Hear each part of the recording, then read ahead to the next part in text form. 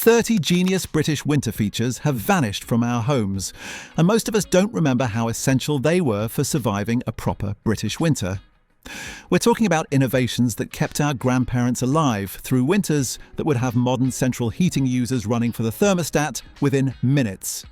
These were genuine survival tools, separating the warm from the frozen. However, many of these outdated features were more energy efficient, sustainable, and healthier than what replaced them. We threw away centuries of winter wisdom for convenience, paying the price today. Picture a long-handled brass pan filled with hot coals that you'd slide between freezing sheets 20 minutes before bed. Standard in British bedrooms until the 1950s, these weren't just comfort devices, but genuine health equipment. The brass conducted heat beautifully whilst the warming pan dried damp bedding that could trigger respiratory problems. In an era before antibiotics, pneumonia was a killer. You'd fill the pan with embers, carry it upstairs and work it methodically through every corner. Heavy and requiring an active fire, one slip meant scattered coals across your floor. Rubber hot water bottles eventually replaced these elegant brass beauties. But those hot water bottles had something special we've completely lost. Every proper British household had knitted covers that transformed rubber bottles into cosy artwork. These weren't decorative. They prevented scalding, slowed heat dissipation so bottles stayed warm all night and absorbed moisture from leaks. Shetland wool was prized for its water resistance and air pockets that enhanced insulation. Clever households owned multiple covers of varying thickness for different seasons. Bottle etiquette mattered too. In sharing households, distinctive wrapping identified yours come morning. Mass-produced fleece covers appeared in the 1980s, and electric blankets eventually made the whole concept feel antiquated by the 1990s. Now, something that dominated every British backyard. These sturdy metal or concrete structures sat outside nearly every house, storing hundreds of pounds of coal needed for winter. The real cleverness was the integrated delivery system. Purpose-built homes had coal chutes where coalmen poured sacks directly from the street into your bunker. Standard bunkers held half a ton, with sloped floors feeding coal toward access hatches and ventilation preventing moisture buildup. Regional designs reflected local coal types. Welsh anthracite behaved differently from Yorkshire bituminous. The Clean Air Acts of the 1950s and 1960s began their demise after London's Great Smog killed thousands. Which brings us to sophisticated fire control. Before thermostats, metal plates inside chimneys regulated airflow with remarkable precision via handles in your living room. Close the damper partially to restrict oxygen, making fire burns slower and hotter with less coal. Open fully for maximum draw when starting fires. Skilled operators kept fires burning overnight on a handful of coal. Damper operation was often gender divided. Men set them evenings, women adjusted for daytime cooking. Sophisticated systems had multiple dampers requiring coordinated adjustment. They seized, warped, and fell apart in harsh chimney environments. When central heating arrived, nobody mourned their passing. Let's move to what people wore underneath. Traditional wool and cotton combinations created microclimates that modern synthetics struggled to match. Merino wool regulated temperature brilliantly. Warm when freezing, never overheating indoors. Long johns were engineering marvels with reinforced knees, gusseted crotches, and reliable button flies. Class divides existed. Working families bought heavy-duty woolens withstanding weekly boiling, middle class preferred lighter imports, upper class wore silk or cashmere costing more than some earned weekly. The 1950s thermals outlasted 3 modern equivalents. Central heating and cheap polyester blends killed proper thermals in the 1980s. We lost remarkable durability, and keeping extremities warm deserves mention. Proper bed socks were thick-knit woolen affairs reaching your calves with enough substance to maintain shape all night. The science is sound, extremities lose heat faster, and cold feet prevent sleep by triggering vasoconstriction affecting circulation. Warm feet promote vasodilation and better sleep. Wool fibre structure trapped air for insulation, length prevented slipping. Looser ankle knit prevented circulation restriction. Regional variations existed. Scottish versions used hardy Highland wool. Yorkshire socks had air pocket patterns. Lancashire incorporated cotton for itch-sensitive people. Central heating and duvets made thick woolen foot coverings feel unnecessary. Now something that sounds bizarre. Made from stoneware or earthenware before rubber existed, these were superior in crucial ways. Thick ceramic walls acted as thermal batteries. While rubber bottles went lukewarm by morning, stone bottles released heat gradually across 8 to 10 hours. They were virtually indestructible, serving multiple generations where rubber lasted years. Salt-glazed exteriors were incredibly heat efficient. Cork stoppers wrapped in fabric and sealed with wax prevented evaporation. The downside: drop one and it's shattered. They were significantly heavier. When cheap rubber bottles became available in early 20th century, stone bottles disappeared within a generation despite superior performance. Let's talk about blocking drafts. Traditional excluders were carefully engineered, not just fabric tubes. Heavy ones for exterior doors used beach sand mixed with gravel for maximum weight. Lighter ones used sand or dried rice. Fabric mattered enormously. Heavyweight cotton canvas for high-traffic areas, velvet for aesthetics. These were often children's first sewing projects, creating households with multiple handmade excluders. Clever designs had loops for removal when opening doors fully and weighted ends preventing shifting. Modern weather stripping made removable excluders unnecessary. We lost the creativity and personalization they represented alongside practical draft blocking. Speaking of household infrastructure, built deliberately around hot water tanks, these created constantly warm spaces with multiple functions. Damp towels emerged bone dry and warm. Sheets stayed crisp and fresh. Clothes hung overnight came out perfectly dry. Properly designed cupboards maintained 18 to 25 degrees, warm enough for efficient drying without damaging fabrics. Lower shelves near tank bases were hottest, upper shelves cooler. Experienced households knew exact placement for optimal results. Slatted shelves allowed air circulation. Airing cupboards proved bread, made yogurt, and managed household moisture brilliantly. Combination boilers requiring no storage tanks killed them. Modern homes lack this efficient thermal management. Let me tell you about kitchen innovation. Ceiling-mounted racks on pulley systems used waste heat from kitchen ranges to dry clothes with zero additional energy. Substantial wooden or metal frames handled heavy wet laundry. The pulley mechanism lowered racks for loading, raised them to ceiling height where rising heat dried everything. Better designs had locking mechanisms and multiple positions. You were already running your range for cooking, so drying came free. Winter washing dried overnight instead of taking 2 days on outdoor lines. Steam vented through ceiling vents or got absorbed by lime plaster. Electric drying and separate cookers replaced this brilliant waste heat usage. Now something beloved and terrifying. These cylindrical metal devices with wicks produced heat and distinctive smells, remembered vividly by anyone who grew up with them. No electricity or gas needed, just pour in fuel and light it. A decent heater raised room temperature 10 degrees within an hour. Sophisticated wick systems controlled flame height precisely. Japanese manufacturers like Aladdin created genuinely advanced engineering. The downside was significant. They produced moisture causing condensation and mold, consumed oxygen, produced carbon monoxide in sealed rooms, and smelled divisive.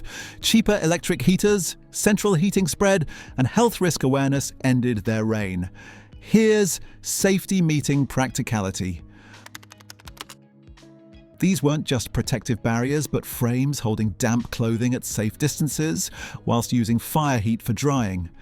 Guards stood far enough preventing direct contact, but close enough for radiant heat effectiveness. Better designs had multiple tiers for simultaneous drying at different heights. Brass conducted heat well and looked attractive.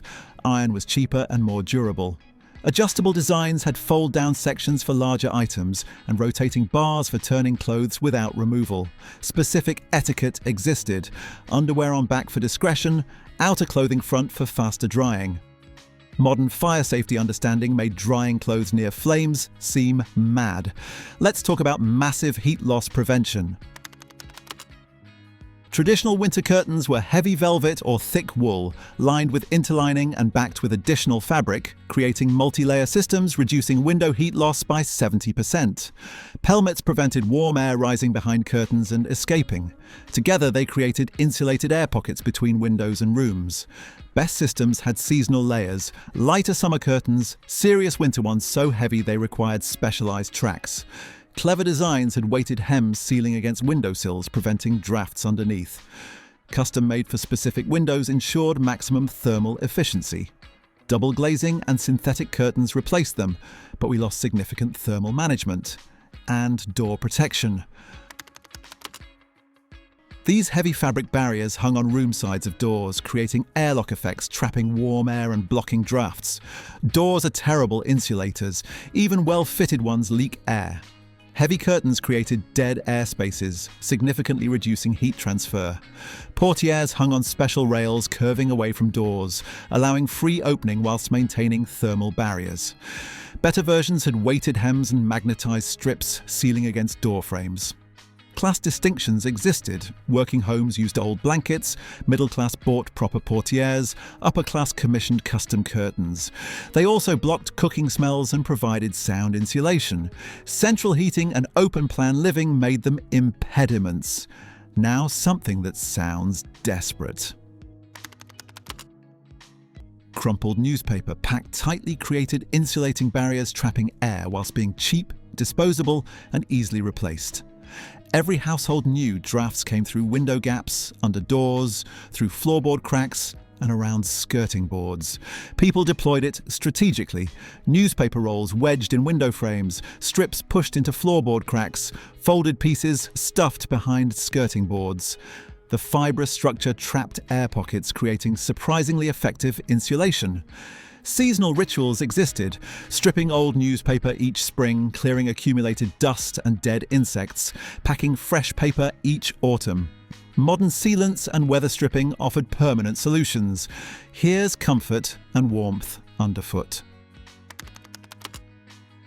Handmade by hooking or prodding fabric strips through Hessian backing, these created thick, textured surfaces trapping air and blocking rising cold from stone, tile, or poorly insulated wooden floors. The genius was recycling. Old clothes and fabric scraps became rug material. Nothing wasted. Construction techniques varied. Proddy rugs created shaggy surfaces with excellent insulation. Hooked rugs made denser, refined surfaces. Plaited rugs braided strips into coiled ropes. Strategic placement targeted specific cold spots, beside beds, before sinks, around sitting areas.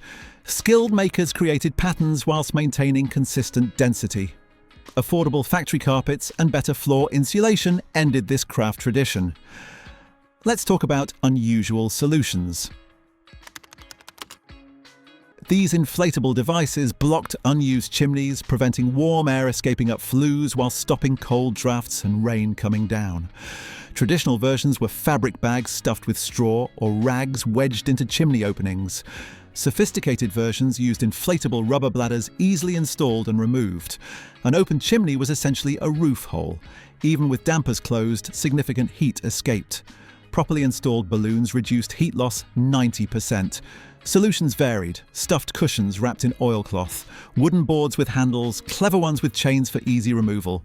Forgetting them and lighting fires created smoke-filled houses or fires. Modern plastic versions proved the concept worked. Here's something bizarre until you consider conditions. Outdoor toilets were standard in working-class homes into the 1960s.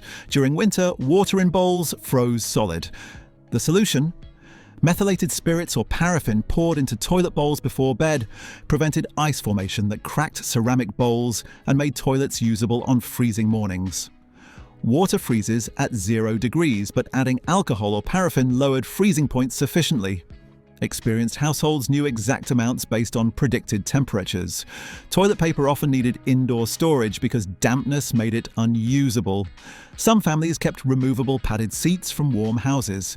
Indoor toilets finally arrived in the 1960s and 1970s. Now, pure winter joy. Traditional sledges were serious engineering, hardwood with metal runners designed lasting decades, handmade by family or local craftsmen, featuring steered runners, rope pulls, even primitive brakes. Ash wood flexed without breaking. Metal runners polished smooth, sometimes waxed for optimal sliding. Better sledges had curved fronts lifting over bumps and curved runners enabling steering. Families passed them down through generations, each child adding repairs or modifications.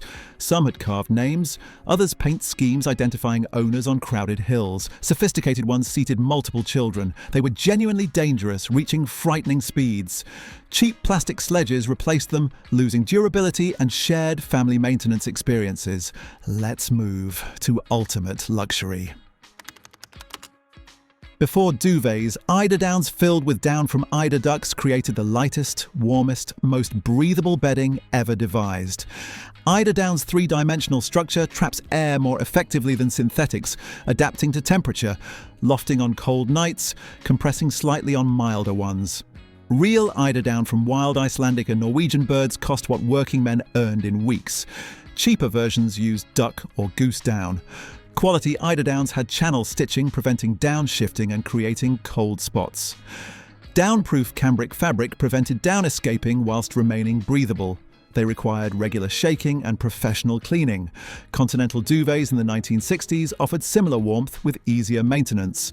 And another bedding innovation. Absolutely everywhere in British bedrooms from the 1930s through 1970s, these thick cotton spreads featured raised tufted patterns serving multiple functions. Thick cotton and raised tufting trapped air adding warmth, protected bedding from dust and dirt, and absorbed moisture managing condensation in cold bedrooms. The name came from thick cotton yarns similar to Candlewicks. Best spreads were hand-tufted with intricate patterns taking days to complete. Machine-made versions made them affordable for ordinary households. The maintenance nightmare?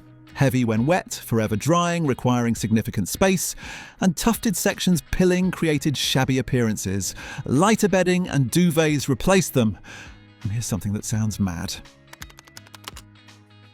Heavy fabric curtains enclosed beds on all sides, essentially turning beds into tents within rooms. In unheated bedrooms, enclosed spaces could be 10 to 15 degrees warmer than surrounding rooms. The difference between miserable cold and tolerable sleeping. Body heat warmed small enclosed volumes much faster than entire bedrooms. Curtains blocked drafts whistling through poorly fitted windows or doors. Better systems had valances preventing warm air escaping upward. Working-class households created simpler versions using curtain rails attached to ceiling beams. Health problems included poor ventilation causing stuffiness, even oxygen depletion, plus harbouring dust and bedbugs in heavy fabric folds. Let's talk about perfect toast. Long-handled forks designed specifically for making toast over open fires produced results electric toasters cannot match. Carefully designed with specific features, sufficient length avoiding burning hands whilst maintaining control, 2 or 3 prongs holding bread securely, comfortable wooden handles not conducting heat, sometimes extending mechanisms for extra reach.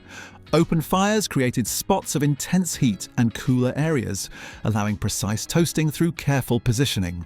Bread developed crispy exteriors while staying soft inside, acquiring subtle smokiness electric toasters can't replicate.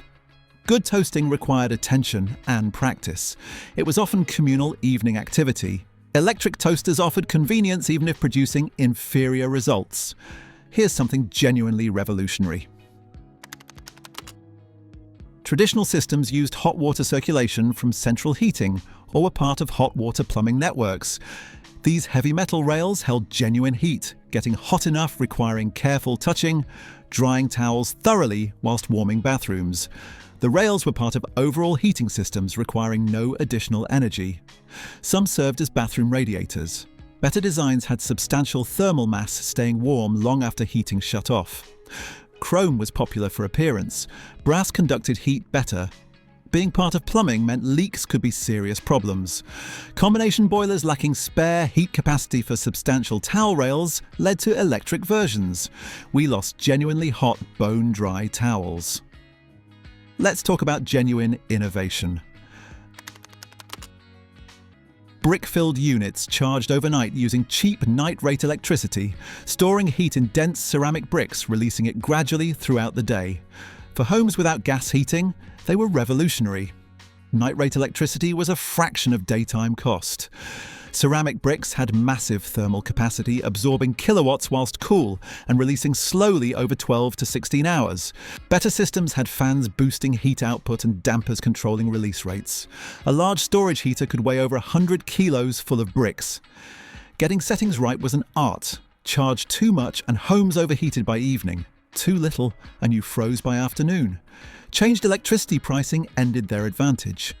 Here's something distinctly makeshift.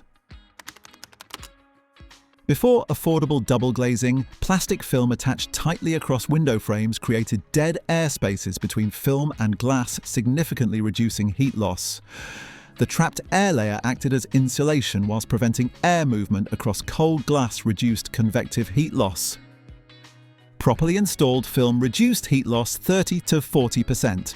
Best systems use special adhesive strips removable in spring without damaging paintwork. Clever approaches involved shrinking plastic using hair dryers, creating drum-tight, almost invisible surfaces, maximizing insulation gaps. Compromises included reduced light transmission, making rooms dimmer, condensation forming between plastic and glass, plastic degrading and yellowing, and unopenable windows. Double glazing offered permanent solutions. Now something that makes us laugh.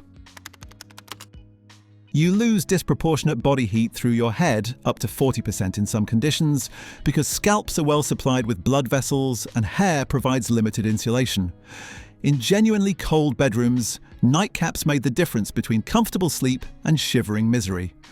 Traditional nightcaps were typically cotton, linen or light wool, covering heads and sometimes tying under chins, staying secure during sleep. Men's were simple cotton bags. Women's incorporated lace, ribbons, and fancier construction. Light fabrics trapped warm air whilst allowing moisture to escape, preventing clamminess.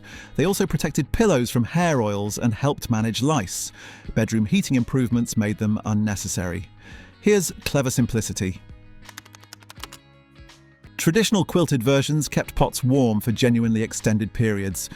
These weren't simple fabric covers, but engineered insulation systems with multiple layers. Outer decorative fabric, wadding or batting for insulation, inner lining, sometimes reflective layers directing heat inward. Teapots lose heat rapidly through large surface areas and thin walls. Properly designed tea cozies created insulated domes trapping heat whilst allowing steam to escape through spout openings, preventing condensation buildup, making tea bitter. Regional variations existed. Northern English favoured maximum insulation for long work breaks. Southern versions prioritised appearance. Welsh developed breakfast tea cozies staying hot over an hour. Electric kettles making fresh tea instantly available ended them. And finally, something that's changed beyond recognition. Traditional Agars were heat storage cookers running continuously, typically on solid fuel, providing cooking capability and whole house heating simultaneously. Constantly heated ovens allowed slow cooking and baking anytime without preheating. Hot plates provided instant cooking heat. Radiant warmth heated kitchens and adjoining rooms. Wet clothes dried on rails above. The system ran on readily available coal or coke, independent of electricity or gas. Kitchens became warmest rooms, naturally becoming family living spaces. Managing Agar temperatures through fuel and damper adjustment was an art. Central heating made whole house warming unnecessary. Modern Agars are essentially conventional cookers in traditional housings, having lost continuous heat philosophy. If you enjoyed this deep dive into British winter history, check out the video showing what winters really looked like in the 1980s. These 30 British winter features represented generations of wisdom about surviving cold that would leave modern Britons running for thermostats. They formed an integrated thermal management system that central heating made us completely forget. We've traded skill and active participation for passive comfort at the dial's turn. Whether that's progress depends on perspective. Perhaps as energy costs rise and sustainability becomes crucial, these techniques deserve reconsideration rather than just nostalgia.